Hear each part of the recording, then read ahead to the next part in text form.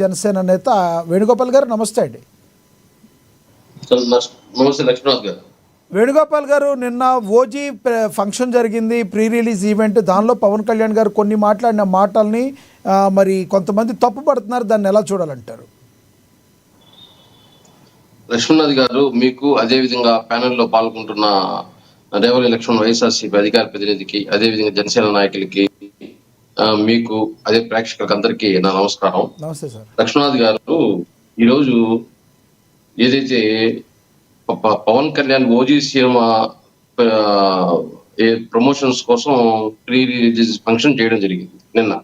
నిన్నటి రోజు భారీ ఎత్తున వర్షం వస్తున్నా ఆ ఏదైతే ఆయన అభిమానులు ఉత్సాహంతో ఉల్లాసంతో అక్కడ కేరంతలు కొడుతుంటే వాళ్ళని ఉత్సాహపరిచేదానికి కొన్ని మాటలు మాట్లాడడం జరిగింది. ఏదైతే ఈ సినీ ఫీల్డ్ గురించి కానీ, అదే విధంగా సినీ ఫీల్డ్ ఆయన ఏ విధంగా కష్టపడి పైకి రావడము, అదే విధంగా అప్పట్లో డైరెక్టర్లు వాళ్ళు పరిస్థితి, ఇప్పుడు పరిస్థితి అని అన్ని చెప్పుకుంటూ ఏదైతే సినిమా గురించి బ్యాలెన్స్ చేసుకుంటూ రాజకీయాన్ని బ్యాలెన్స్ చేసి మాట్లాడుతూ రావడం జరిగింది. దాంట్లో వాళ్ళని ఏదైతే ఎంకరేజ్మెంట్ కోసము ఇలాంటి డైరెక్టర్లు ఉంటే, అంటే సినిమా ప్రమోషన్ చెప్పేటప్పుడు ఏం చెప్పాలి, ఆ డైరెక్టర్ ఇలాంటి డైరెక్టర్ ఉంటే మనం రాజకీయాలకు కూడా అంత అవసరం లేదు, ఇక్కడ అంత ఇదిగా ఉందని చెప్పి ఏదైతే ఆ డిస్ట్రిబ్యూటర్లు ఏదైతే బయ్యర్స్ ఉన్నారో వాళ్ళకి సాటిస్ఫై చేయాలి కదా. కాబట్టి దాన్ని మాట్లాడినారు. ఆయన సినిమాలో సంపాదించిన డబ్బు ఏమి ఇంటికి తీసుకెళ్లడం లేదు. 10 రూపాయలు ఫ్యామిలీకి ఖర్చు పెడితే 10 రూపాయలు ప్రజలకే ఖర్చు పెడుతున్నారు. ఈ రోజు ఏ విధంగా సేవా కార్యక్రమాలు చేస్తూ పవన్ కళ్యాణ్ ఏదైతే మెట్టు ఎక్కి డిప్యూటీ సీఎం స్థాయికి వచ్చారో చూసాం. 10 సంవత్సరాలు పార్టీకి ఫండింగ్ లేకపోయినా కూడా ఆయన చెమటోడ్చి కష్టపడి ఆ పార్టీని నిలబెట్టుకుంటూ ప్రతి ఎన్నికల్లో ఫస్ట్ టైం పోటీ చేయకపోయినా కూడా పార్టీ సభలకు కానీ సమావేశాలకు కానీ ఖర్చు పెట్టుకుంటూ ఏదైతే ఎన్నికలు సినిమాలో సంపాదించిన డబ్బులతోనే అదేవిధంగా ప్రజలకు సేవ చేసుకుంటూ రావడం జరిగింది. అలాంటి సినిమాను వదులుకోలేక, ఏదైతే ఆయనకి పునాది అదే కాబట్టి ఆ సినిమాను వదులుకోలేక సినిమాని రాజకీయాలను బ్యాలెన్స్ చేసుకుంటూ రావడం జరుగుతుంది. అంత మాత్రం ఏదో సినిమాలపైన మమకారం ఉంది, రాజకీయాలపైన మమకారం లేదు, ప్రజలపైన అభిమానం లేదు, ఓన్లీ ఆయన డబ్బులు సంపాదించుకోవడానికి మమకారం ఉందంటే, డబ్బులు సంపాదించుకుంటే 8,000 కోట్లు ఉంది. ఈ రోజు జగన్మోహన్ రెడ్డి గారి ఆస్తులు చూడండి, పవన్ కళ్యాణ్ గారి ఆస్తులు చూడండి. పవన్ కళ్యాణ్ సినిమాలు తీసుకుని దాచిపెట్టుకుంటే ఎంత డబ్బు దాచిపెట్టుకోకూడదు.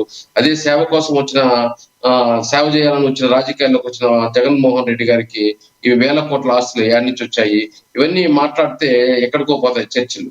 మేము చెప్పడం ఒకటే, సినిమా ప్రమోషన్స్ గురించి మాట్లాడినాడు, ఆ సినిమాతోనే అక్కడ వదిలేవాలి. కత్తి గురించి కూడా ఎగ్జాంపుల్ చెప్పాడు. ఇది ఆ పబ్లిక్ గా డిప్యూటీషిప్ ఎత్తుకోమోది కరెక్ట్ కాదు, సినిమాలో కాబట్టి ఇది కరెక్ట్, ఇది ఎంటర్టైన్మెంట్ కోసం చేస్తున్నాము అని చెప్పి కూడా చెప్పడం జరిగింది.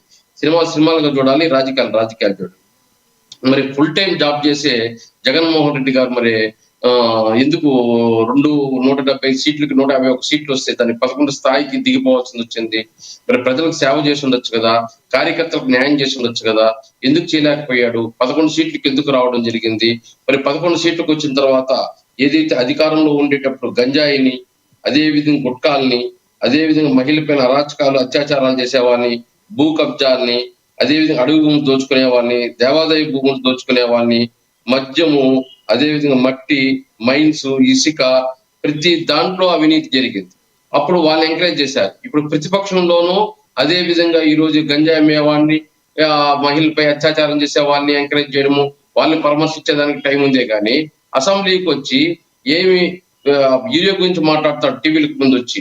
నిన్ను ఎమ్మెల్యేం చేసి 1,33,00,000 మంది నీకు ఓటేసి నీకు బాధ్యత ఇచ్చి నువ్వు అసెంబ్లీకి పోయి మాట్లాడకుండా నువ్వు బయట టీవీ ఛానల్లో మాట్లాడుతూ యూరియా గురించి విమర్శిస్తావు, మెడికల్ కాలేజ్ గురించి విమర్శిస్తావు, లేదంటే ఇంకో దాని గురించి విమర్శిస్తావు, ఎన్డీఏ కూటమి అవినీతి గురించి విమర్శిస్తావు, మళ్ళీ అదే ఎన్డీఏ కూటమి అభ్యర్థి ఎవరిస్తున్నారో వాళ్ళకి పోయి ఓటేసి వస్తావు. అసలు నీ రాజకీయం ఏంది? నీ సెల్ఫ్ గోల్ వేసుకోవడానికి నువ్వు రాజకీయం చేస్తున్నావా? ఈ రోజు ఉండవల్లి లాంటి వారు, జేడి లక్ష్మీనారాయణ లాంటి వాళ్ళు మేధావులు అడుగుతున్నారు జగన్మోహన్ రెడ్డి గారిని, ఎందుకు ఎన్డీఏ కూటమి ఈవీఎంల ద్వారా గెలిచిందంటావు, అదే ఎన్డీఏ కూటమి ఏదైతే అభ్యర్థి పెట్టిందో ఉపరాష్ట్రపతిని, ఆ ఉపరాష్ట్రపతికి నువ్వు వాళ్ళకన్నా ముందు పోయి ఓటేసి వస్తున్నావు, ఇది కరెక్టా? ఈరోజు నువ్వు కాంగ్రెస్ కన్నా వేయాలి, లేదా నువ్వు క్యాండిడేట్ పెట్టుకొని నీకన్నా వేసుకోవాలి. నీవు ఏదైతే తెల్లారితలేసే 24 అవర్స్ విమర్శిస్తా ఉండే వ్యక్తుల్ని వాళ్ళ అభ్యర్థిని పెడితే వాళ్ళకి పోయి ఓటు చూస్తావు, మళ్ళీ ఇక్కడ వచ్చి వాళ్ళు విమర్శిస్తావు. ఎంతవరకు కరెక్ట్ అని చెప్పేసి ఈ రోజు రాజకీయ మేధావులు కూడా ఈ రోజు జగన్మోహన్ రెడ్డి గారిని ప్రశ్నిస్తున్నారు. అదే విధంగా అసెంబ్లీకి కూడా బయట మాట్లాడటంలో ఉపయోగం లేదు. అసెంబ్లీకి పోయి సరైన చర్చ జరిగి డిబేట్ జరిగితే యూరియా గురించి కానీ మెడికల్ కాలేజీల గురించి కానీ ఆడ సరైన డిబేట్ జరిగితే ఖచ్చితంగా రాష్ట్ర ప్రజలు కూడా ఇది కరెక్టా, ప్రభుత్వం చెప్పేది కరెక్టా, లేదా ప్రతిపక్షం చెప్పేది కరెక్టా అని చెప్పే విషయం తెలుస్తుంది. దాన్ని పక్కన పెట్టి 11 మంది నువ్వు మాట్లాడితే ఆఫీస్కి పిలిపించుకోవడము, మనం అందరూ రాజీనామా చేస్తామనడము, అది తప్ప ఇంకేం చేసే పరిస్థితి ఈరోజు జగన్మోహన్ రెడ్డి గారికి లేదు.